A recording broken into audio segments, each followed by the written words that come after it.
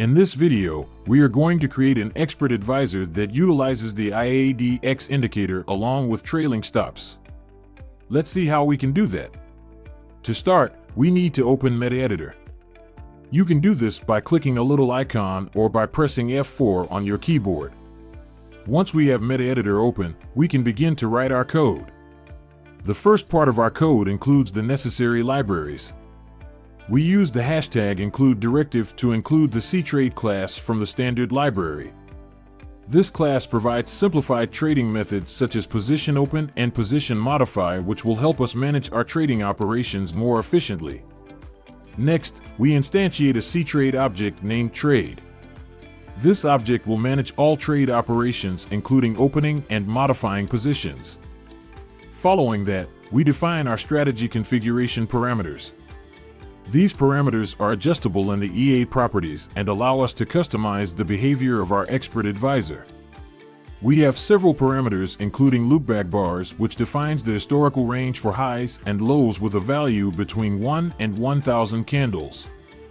MinCandlesBack specifies the minimum age for a valid high or low with a range from 5 to 50 candles. TrailingOffset is the safety margin for the trailing stop measured in points and can be set between 1 and 20. The ADXPeriod parameter sets the period for the ADX indicator, allowing values from 8 to 50. Finally, ADXThreshold is the threshold for trend strength, which can be adjusted between 15 and 50. We then declare our global variables and handles. These variables will store the state between ticks and hold indicator data. The AX_handle variable will hold the handle for the ADX indicator, while AX_buffer, +DI buffer, and -DI buffer will store the values for the ADX and its directional indicators. The price data array will hold the open, high, low, and close price data for our calculations. Now we move on to the expert initialization function, which is executed once when the expert advisor starts.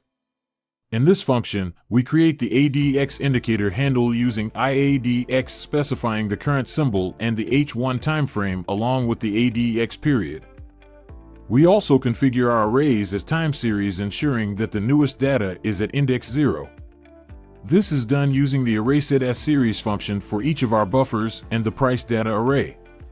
Finally, we return the success code to indicate that the initialization was successful. Next, we define our position opening functions. The openByPosition function is responsible for executing a market order to open a buy position. It retrieves the current ask price using symbol info double and then calls the PositionOpen method of the trade object. We specify the financial instrument, the order type, as order type by the position size of 0. 10 lots the entry price at the current ask, and we disable the initial stop loss and take profit by setting them to 0. A comment is added to the position for identification. Similarly, the openSellPosition function opens a sell position. It retrieves the current bid price and calls the PositionOpen method with the appropriate parameters for a sell order, again using a position size of 0.10 lots and disabling the stop loss and take profit. The main price update function on tick is executed on every tick and contains the core strategy logic. In this function, we first retrieve historical price data using copyrates, which copies the specified number of candles defined by LookbackBars into the price data array. We also copy the ADX indicator values into their respective buffers using copyBuffer.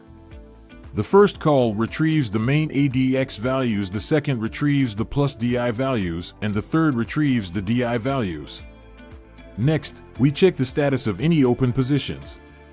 We initialize a Boolean variable has open position to false and an enum position type variable current position type to position type buy.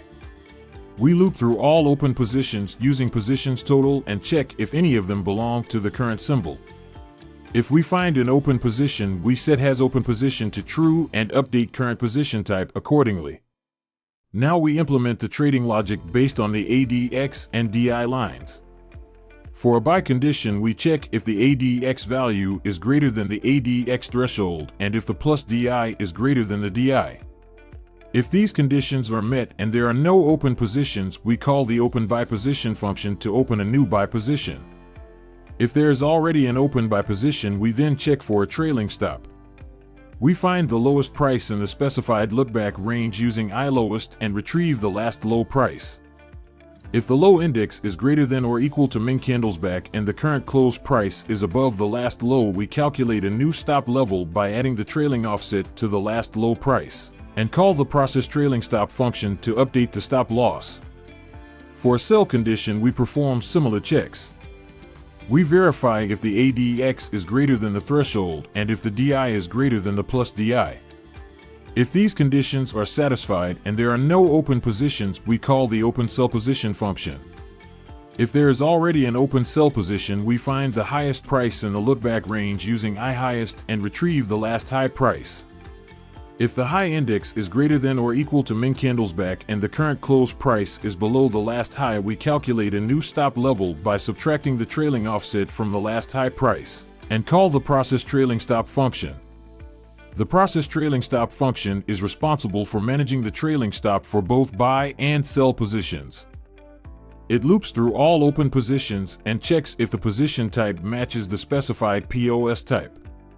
If it does, we retrieve the current stop loss level. For buy positions, we check if the new stop level is greater than the current stop or if the current stop is 0. If so, we call the PositionModify method to update the stop loss. For sell positions, we check if the new stop level is less than the current stop or if the current stop is 0, and we update the stop loss accordingly. Finally, we press F7 to compile the code. If this was too fast for you, or if you don't understand what all the code is doing, you may want to check out the premium course on our website or watch one of the basic videos first. Once the code is compiled successfully, we go back to Metaeditor by pressing F4 or clicking on the icon. In Metaeditor, we press Ctrl and R to start the strategy tester. We select the expert advisor that we just created, enable the visual mode, and start a strategy test. We should see the expert advisor operating on the chart. If you are already a premium course member and have an idea for a video like this one, feel free to send us an email. In summary, we have learned how to create an expert advisor that utilizes the IADX indicator and implements trailing stops through a few lines of MQL code. Thank you for watching, and I will see you in the next video.